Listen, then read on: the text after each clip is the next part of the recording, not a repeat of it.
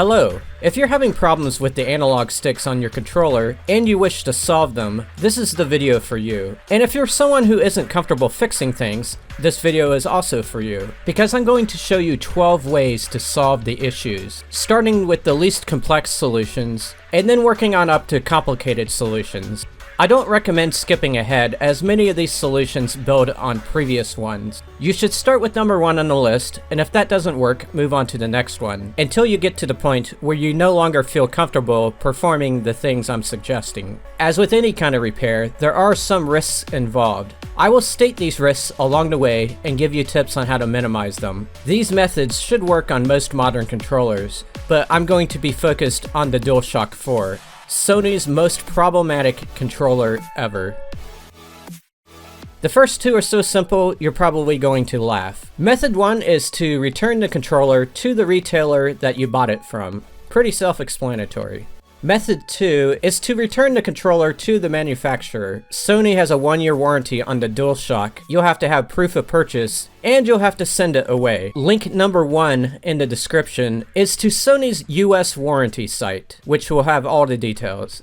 Method 3 is to adjust the in-game settings for the controller. If your problem is that something is moving when it's not supposed to be, adjust the dead zone settings if your game has them. If you're playing on Steam, then the actual Steam system menu has those settings. If your problem has to do with sprinting, some games have options to turn on auto sprint, or to toggle sprint on and off, and those settings may help your problem. Before we head into the next set of solutions, we need to get a basic understanding of how the sticks work. Under each stick is 2 potentiometers, and inside each one is a wheel. When you move the stick, this wheel moves, and the combined positions of both wheels are basically relayed to the game to indicate what needs to move and by how much. Problems can occur when debris gets down into the potentiometers and the areas around them. So getting that stuff cleaned out should resolve the issue for a lot of you. Most of the solutions I'm about to show you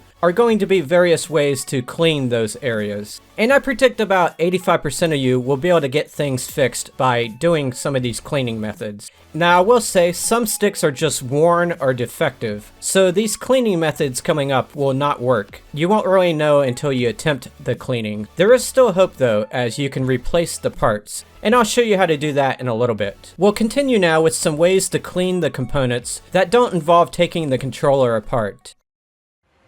Method 4 is to blow into the shaft beneath the stick that's having the issue. First, clean out the outside area around the shaft. There's normally a lot of dirt underneath there. Then find a way to blow air around the sticks. One way would be to use canned air. You don't want to tilt the can, as it can spray liquid inside the controller. Another way is to use a straw to blow into the shaft. Try blowing along the outside edge, and also try sticking the straw inside a little bit. You don't want to completely bend the straw, or else the air will not get through it. Anytime you're blowing into a straw, you're going to blow moisture through it. So I suggest afterward, you try to air it out with a hairdryer to evaporate the moisture. Just make sure the hairdryer has a cold setting. You don't want to blow hot air into your controller. In fact, if your hairdryer is powerful enough, you can use that to blow down into the controller instead of using canned air or your breath. Here's the first of many cautious warnings you'll hear in this video. There's a chance this blowing method will just move the debris from one place to another, and it may actually make the problem worse. Or it may just not fix the problem at all. The reason I'm showing you this method though is because there's a lot of people who aren't comfortable opening up their controller. Method 5 is to suck debris through the shaft. Yes, I know, it sounds dirty. This method is a tad riskier than method 4. Not only could moving the debris around make it worse, if you get too crazy with the sucking, you could suck a component out of place, like a wire or something. Here's how to carefully do it. Take a vacuum cleaner attachment, like this, and ever so slightly suck around the stick. Yes, I know how dirty that sounds. Use the lowest level of suction. If your vacuum cleaner has a suction control like this one, it's usually this round piece, and by moving it around, it opens up some holes, which reduces the suction. So what I'm getting at is don't use full suction, just suck a little bit.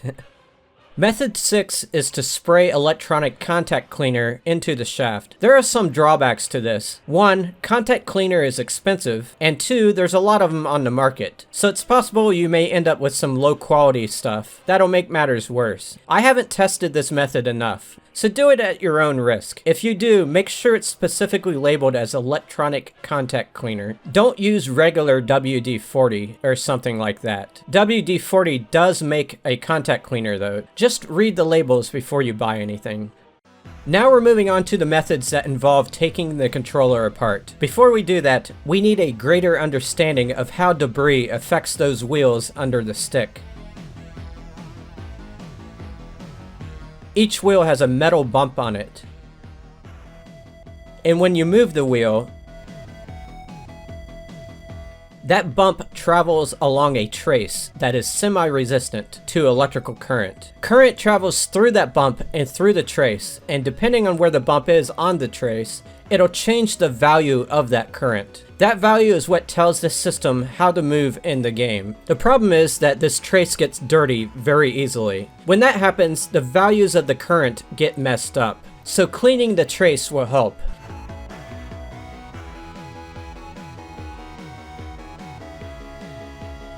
In some cases though, the trace itself is actually damaged from the bump scraping up against it. In those cases, cleaning the trace will obviously not help, but replacing the parts will, and I'll get into that later in the video.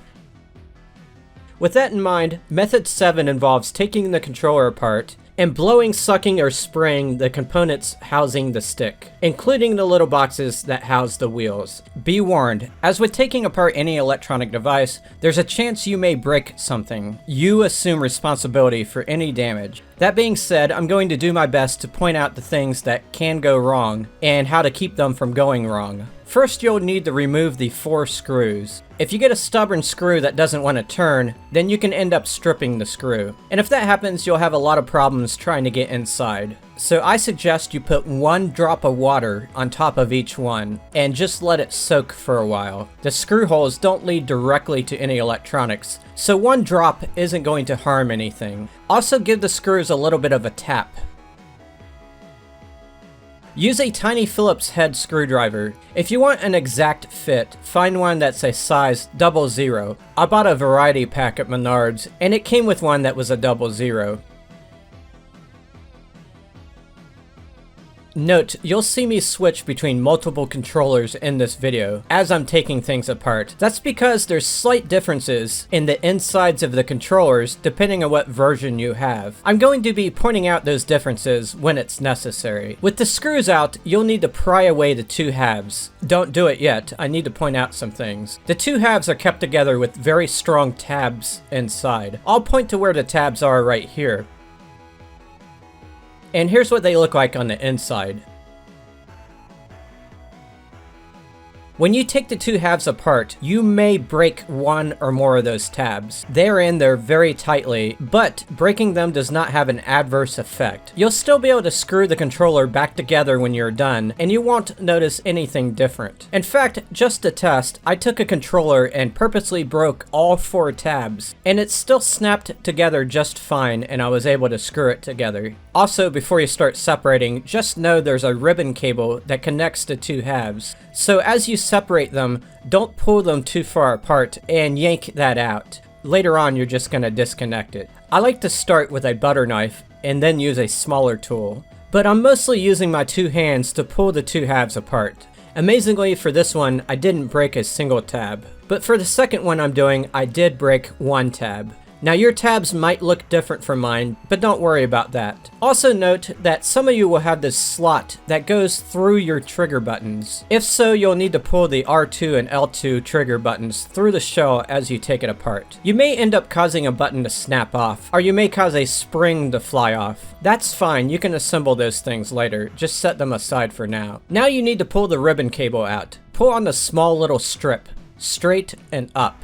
It's fragile, so take your time with it. My camera will occasionally go out of focus in this video, so please forgive it. When you pull it out, try to remember which way the metal contacts were facing, since when you reassemble it, you'll need to put it in the right way. By the way, this cable goes to the light on the back of your controller, so when you are done, if your controller no longer lights up, you probably put that ribbon cable in backward.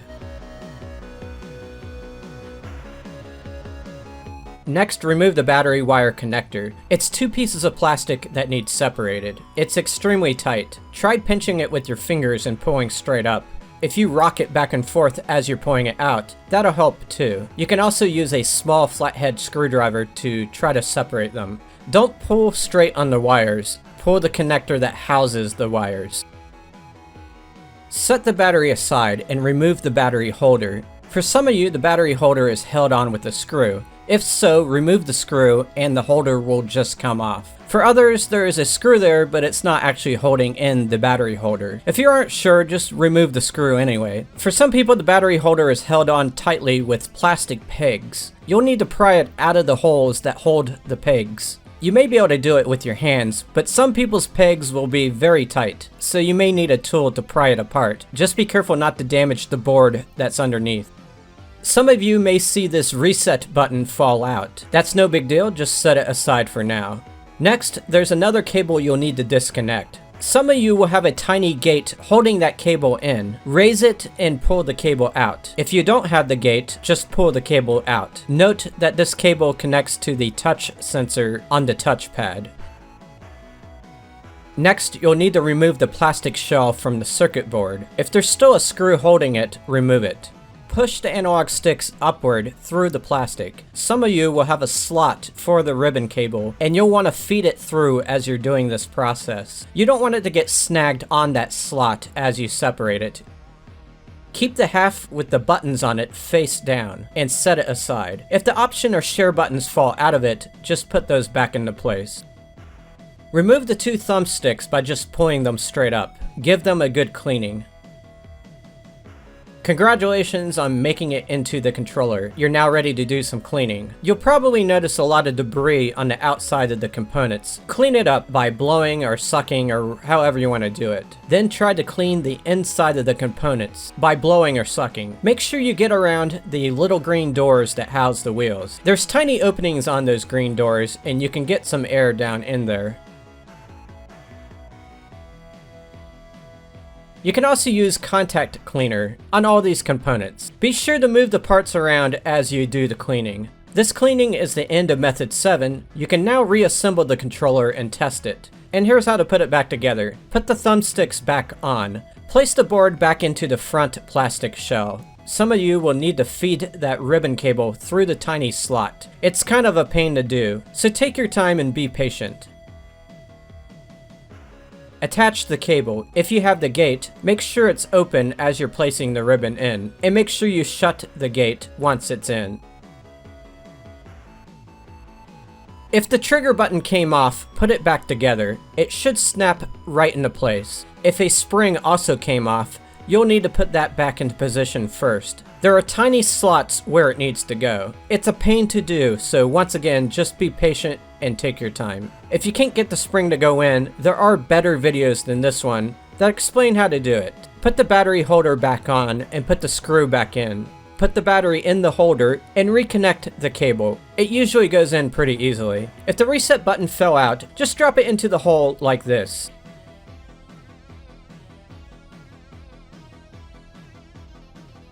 Next, put the two halves together, but you'll need to connect the ribbon cable between them. And here's where a lot of people do it wrong. One side of the cable has metal traces on it. If your connector is angled like this one, the metal traces on the cable need to face away from the battery as you push it into the connector. If your connector isn't angled and it's just perpendicular like this, the traces need to face the battery. So put it back in and make sure it's perfectly straight. It's very fragile, so don't force it too hard. The rest of the controller will snap together. You can test it before putting the 4 screws in. If it still doesn't work and you feel comfortable going back in again, proceed with solution 8. Solution 8 involves taking the controller apart again, but you're going in deeper and cleaning the potentiometers themselves. As I said in Solution 7, you assume responsibility if something goes wrong, but I'm going to do my best to help you avoid any harm. Disassemble the controller in the same way as described in Solution 7. Now you'll need to open the little green doors, the ones that are attached to the problematic analog stick. There is a risk of damaging them when you open them, which will keep them from closing, but listen to the way I describe things, and the risk will be much lower. You need to get to know the doors and how they open. Here's what the assembly looks like when it's not soldered to the board. The door has 3 metal legs on the bottom, which are soldered into the board. They are bendable. Each door also has 2 little tabs, one on each side. Here's what the door looks like when it's removed. You can see the 2 little tabs, and you can also see 3 pegs. When you pry open the door, the 2 little tabs and all 3 pegs need to come out of the slots they were in. What you need to do first is push inward on those 2 tabs. At this point, you're not trying to open it, you're just trying to loosen up those tabs, making them flexible.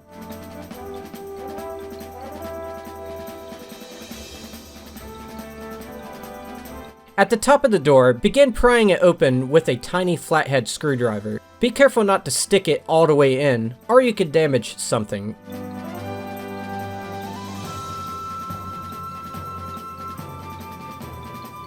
If the door seems like it won't come open, go back to those tabs and push them in again. As you open it up, make sure the pegs come out of the 3 holes. For some of you, that 3rd peg will come out bent once you open the door. If that's the case, carefully bend it back, or else it's going to be impossible to close it back. Once you're in, you see a white wheel. Pull that out as carefully as possible and without gouging around too much. Pushing in on the other side helps. Once it's removed, set it aside. Inside the door, you should see a greenish circle. That's the semi-resistant trace that the wheel turns on. Blow into it to clear out any debris. Then get a Q-tip and some isopropyl alcohol. Wet the Q-tip and clean the contact area. If you see some dirt coming off on the Q-tip, it means this has a good chance of working for you. Make sure you don't leave any fibers from the Q-tip in there. Flattening the Q-tip should help you get in there better. You can actually buy pre-flattened Q-tips. Let's talk about the wheel. It has a bump on it that moves along the circular trace. During the process of removing the wheel, you may have flattened that bump. Just in case, I suggest you pull the bump out a little bit. It's actually 2 bumps on 2 tiny little wires, and it's a little bit fragile. Feel free to skip this part if you're not comfortable doing it. Put the wheel back in the chamber. The 2 dots that are close together need to go into the bottom of the chamber. The notch in the wheel needs to line up with the little arm coming out. Carefully push the door shut. If you do it just right, it'll snap shut. If it feels like it's not shutting, open it back up and readjust the wheel. Also make sure those pegs are not crooked. Check the sides to make sure everything is snapped into place. If you're unfortunate and the door breaks, don't panic, because in Solution 10 I'll show you how to replace the door. Do the same process for any of the other doors that need it. Then reassemble the controller as described in Solution 7. Then test the controller out. If it's the same or worse, proceed to Solution 9, which is basically a transplant. Solution 9 is ordering a replacement stick, removing the wheels, and using them to replace the existing wheels. Just do a search on Amazon for analog sticks. From what I can see, you can't just order the wheel. You have to buy the whole stick. So basically go through everything I said in Solution 8, and instead of doing the cleaning, just swap out the wheel.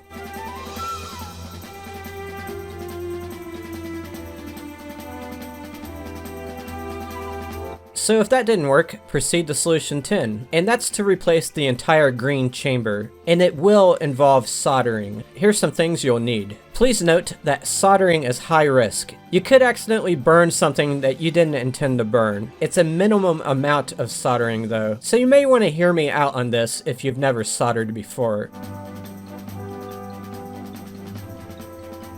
You need to take the controller apart as described in Solution 7. After that, you'll need to take one additional step to separate the board from the plastic. There are 2 vibration motors wired to the board, each with 2 small wires. Apply heat to the solder pads and remove those wires. Keep track of which colored wire is attached to each pad, as you'll be resoldering these later.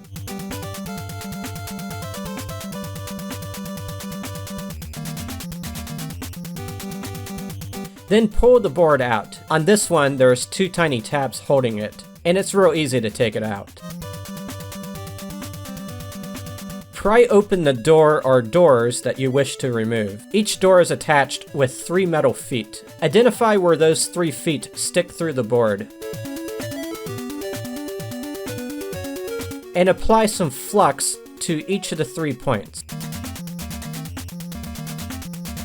Then add solder to each of those 3 points. This may not seem logical, but it'll help lower the melting temperature, and it also enlarges the tiny points, making them easier to work with.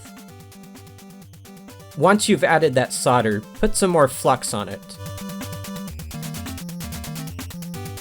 Next, you'll need to heat those 3 points while simultaneously pulling the door out. I like to lay the iron across all 3 of them. I'm sorry for how shaky the camera is.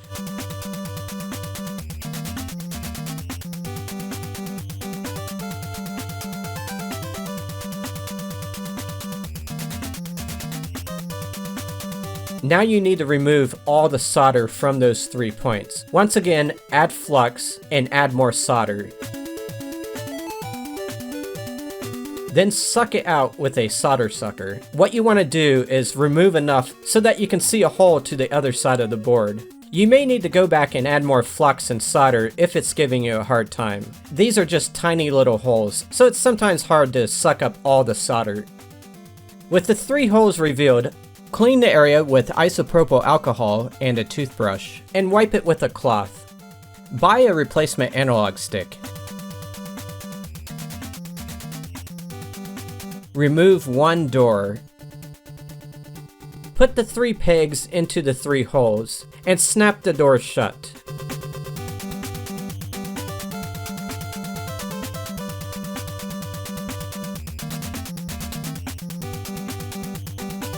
Put flux on the legs and add solder. Clean it up again. Put the board back into the plastic and solder those vibration wires back on. Put everything back together. If the analog stick still doesn't work, proceed to the next solution. Solution 11 is to replace the entire analog stick. You'll need a heat gun. Do all the steps mentioned in step 7 to disassemble everything. This time there's going to be a lot more heat to work with, so you can get some aluminum tape and protect some of the components. You can get this tape from the heating and cooling section of the hardware store. Remove the 2 green chambers the same way you did in solution 10. If you skipped solution 10, you'll definitely need to go back to it to know how to remove these doors. Add flux and solder to all the points that remain. There's a total of 8, 4 big ones and 4 medium-sized ones.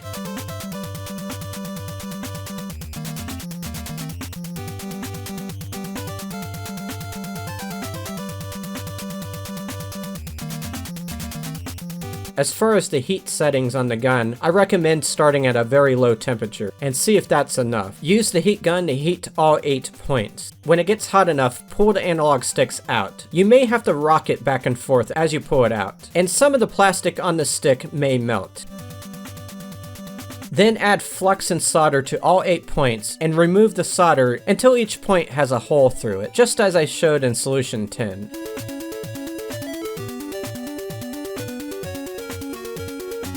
Clean everything up, push the new analog stick into the holes. You may have to bend the legs a little bit to get it to push in just right.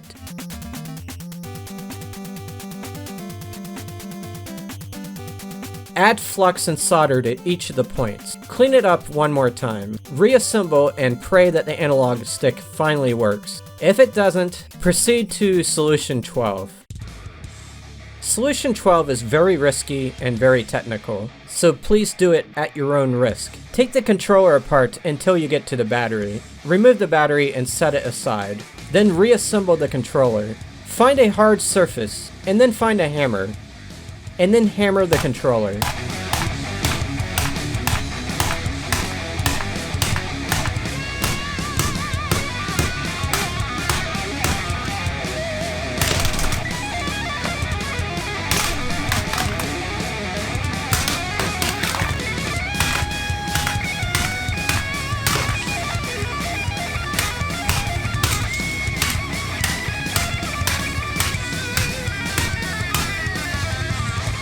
This is guaranteed to stop the drifting.